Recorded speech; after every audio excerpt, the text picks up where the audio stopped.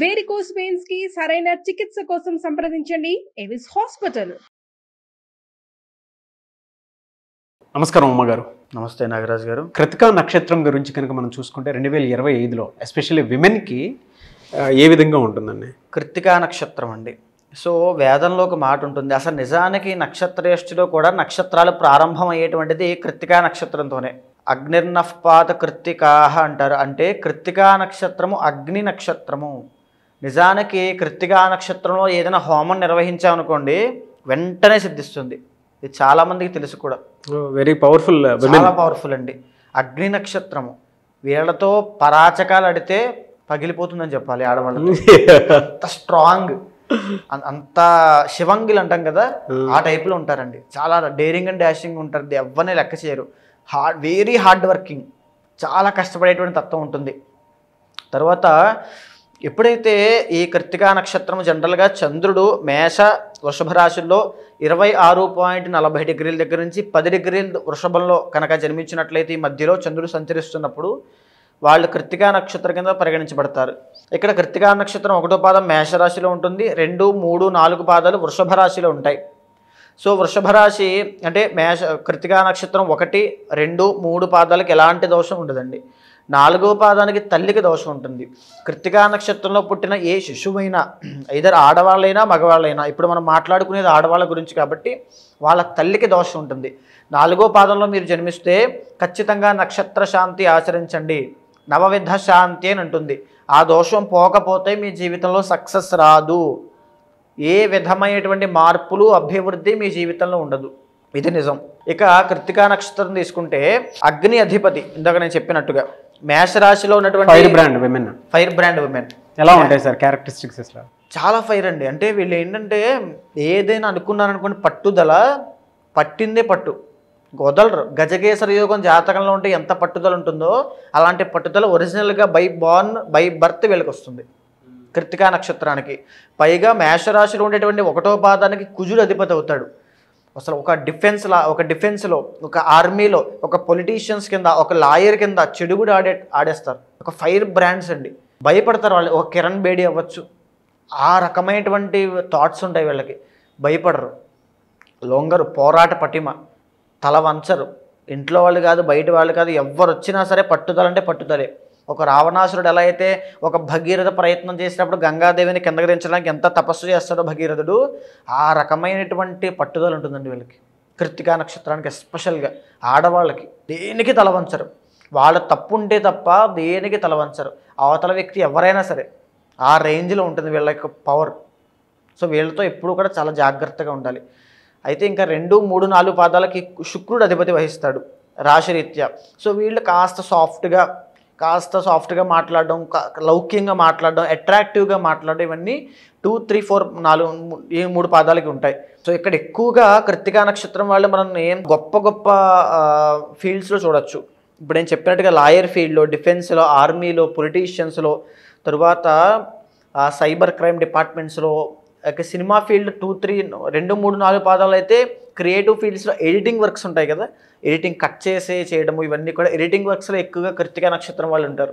తర్వాత ఫోటోగ్రఫీ ఫీల్డ్స్లో ఎక్కువ ఉంటారు. తర్వాత చెప్పాలంటే కొత్త వస్తువులు తయారు, బంగారం వ్యాపారంలో ఎక్కువ ఉంటారు. అగ్నికి సంబంధించినటువంటి ప్రతి దాంట్లోనూ కృతికా నక్షత్రం వాళ్ళు యాప్ట్ అండి. వైదిక దాంట్లో ఎక్కువ ఉంటారు, వైదిక కార్యక్రమాల్లో ఎక్కువగా పాల్గొంటారు, వీళ్ళకి దైవభక్తి ఎక్కువ ఉంటుంది.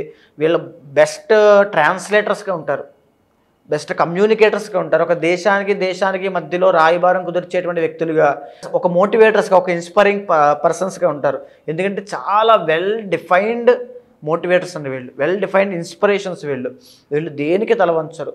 మనం ఒక్కొక్కరి బయోగ్రఫీ చూస్తాం, ఇన్ని కష్టాలు పడినా ఎక్కడ కూడా తలవంచకుండా అలా వచ్చారు అని. ఆ రకంగా వీళ్ళ జీవితం ఉంటుంది.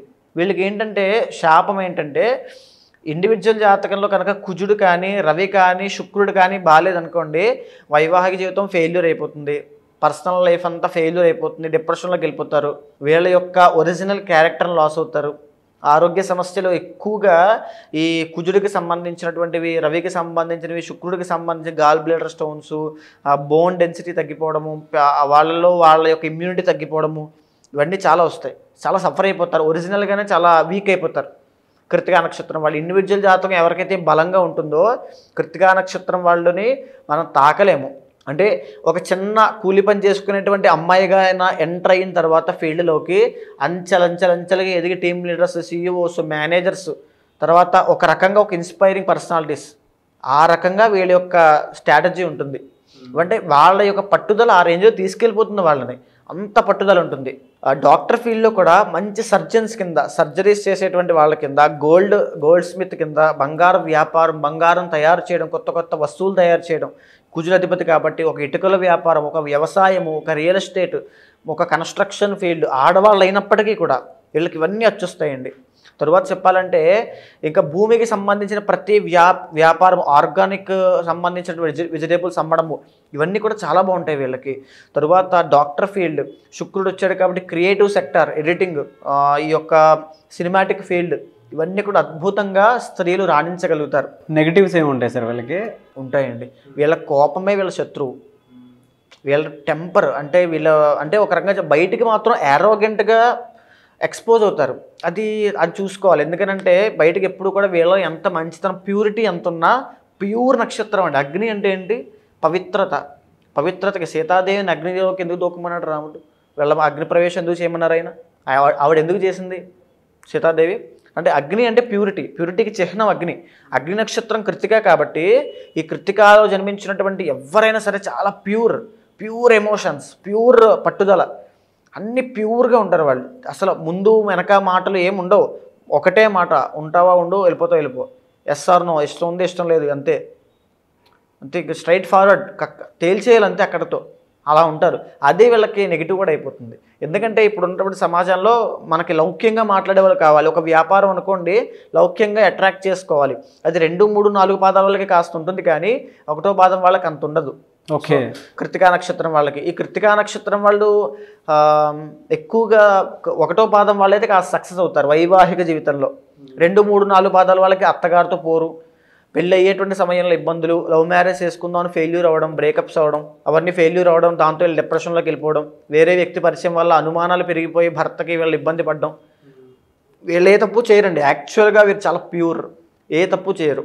కానీ ఎప్పుడైతే అనుమానాలు అవన్నీ స్టార్ట్ అవుతాయో 2, 3, 4 పాదాల వాళ్ళకి వీళ్ళు డైల్యూట్ అయిపోతారు. రిలేషన్షిప్లో ఎలా ఉండొచ్చు సార్ వీళ్ళు? యాక్చువల్గా 1వ పాదం వాళ్ళకి బాగుంటుంది, కానీ 2, 3, 4 పాదాల వాళ్ళకి ఇబ్బంది లేదండి. లవ్ విషయంలో కూడా బ్రేక్స్ అవుతూ ఉంటాయి. సో వీళ్ళు ఏంటంటే వాళ్ళు అనుకున్నదే చేయాలి, వాళ్ళు పట్టిందే పట్టు అన్నట్టుగా పట్టుదలతో ఎప్పుడైతే ఉంటారో అది అవతల వ్యక్తికి చాలా ఇబ్బందికరంగా ఉంటుంది. సో ఆ విషయంలో కాస్త చూసుకోవాలి. మిగతా అంత అద్భుతంగా మంచి పర్సన్స్ అండి, పర్సనాలిటీస్. 2025లో మంత్ వైజ్ కనుక మనం చూసుకుంటే ఏ మంత్లు ఏ విధంగా ఉండే అవకాశం ఉంటుందండి? 2025లో ఎస్పెషల్గా వీళ్ళకి జనవరి మాసంలో కాస్త 1వ పాదం వాళ్ళకి 23వ తారీఖు దగ్గర నుంచి మార్చి 30 దాకా, ఎందుకంటే కుజు ట్రాన్సిట్ జరగబోతోందండి.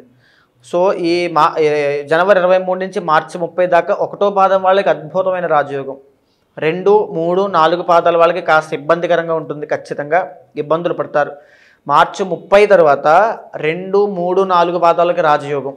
1వ పాదం వాళ్ళకి కాస్త సామాన్యంగా ఉంటుంది. మే 15 తర్వాత 1వ పాదం వాళ్ళకి అక్టోబర్ దాకా రాజయోగం అద్భుతంగా ఉంటుంది. కృత్తికా నక్షత్రం వాళ్ళకి ఎస్పెషల్గా 1వ పాదంలో జన్మించిన వాళ్ళు 23వ తారీఖు దగ్గర నుంచి మార్చి 30వ తారీఖు దాకా మీ జీవితంలో పెను మార్పులు వస్తాయి. చేతి వృత్తి వ్యాపారం చేసుకునే వాళ్ళకి, ఎలక్ట్రానిక్ ఫీల్డ్లో ఉన్న వాళ్ళకి, సాఫ్ట్వేర్ రంగంలో ఉన్న వాళ్ళకి, ఆర్కిటెక్ట్స్కి, తర్వాత ప్రోగ్రామ్ డిజైన్ చేసే వాళ్ళకి, కంప్యూటర్ ముందు కూర్చొని పనిచేసే ప్రతి ఒక్కరికి కూడా అద్భుతమైనటువంటి ప్రమోషన్లు, అద్భుతమైన మార్పులు జనవరి 23 దగ్గర నుంచి మార్చి 30లోకి వస్తాయి. ఆ తర్వాత నుంచి వాళ్ళు ఏదైనా షిఫ్ట్ అవుదామని చూస్తారు. అంటే 1వ పాదం వాళ్ళు మంచి ఏదైనా షిఫ్ట్ అవుదాం, నాకు గ్రోత్ వచ్చింది కదా, నాకంటూ పేరు వచ్చింది కానీ షిఫ్ట్ అవుదాం అనుకుంటారు. అలా చేశారంటే ఇరుక్కుపోతారు. ఉన్నది కూడా పోతుంది, వచ్చింది కూడా పోతుంది. విపరీతమైన డబ్బులు ఖర్చులు అయిపోతాయి 1వ పాదం వాళ్ళకి మార్చి 30 తర్వాత. డబ్బులు నిలబడవు, చేసే ప్రయత్నం ఫలించదు. మే 18 దాకా ఇలాగే ఉంటుంది. చేసే ప్రయత్నం ఫలించదు, అవమానాలు, అనుమానాలు ఇవన్నీ ఉంటాయి. మే 18 తర్వాత రాహు బలం వచ్చిన తర్వాత 1వ పాదం వాళ్ళకి అద్భుతంగా అక్టోబర్ దాకా మళ్ళీ రాజకీయ పరంగా అవ్వచ్చు, ఆర్థికంగా అవ్వచ్చు, ఆరోగ్యపరంగా అవ్వచ్చు, ఒక గ్రోత్, ఒక సహాయం పొంది విపరీతంగా వెళ్ళిపోతారు. సో అక్కడ ఎప్పుడైతే మే 18 తర్వాత ఎవరైతే కృత్తికా నక్షత్రం 1వ పాదం వాళ్ళు పెళ్లి చేసుకోవాలనుకుంటున్నారో వాళ్ళకి అద్భుతంగా ఉంటుంది, పెళ్ళి అయిపోతుంది ఖచ్చితంగా. 2, 3, 4 పాదాల వాళ్ళకి మార్చి 30 తర్వాత నుంచి డిసెంబర్ దాకా, అంటే ఇంచుమించు అక్టోబర్ దగ్గర నుంచి డిసెంబర్ దాకా అద్భుతమైన రాజయోగం. వీళ్ళు మళ్ళీ మళ్ళీ కావాలనుకున్న రాజయోగం రాదు. ఎందుకంటే 2వ స్థానంలోకి గురుడు వస్తున్నాడు, శని దోషం పోబోతోంది, అద్భుతంగా ఉంటుందండి.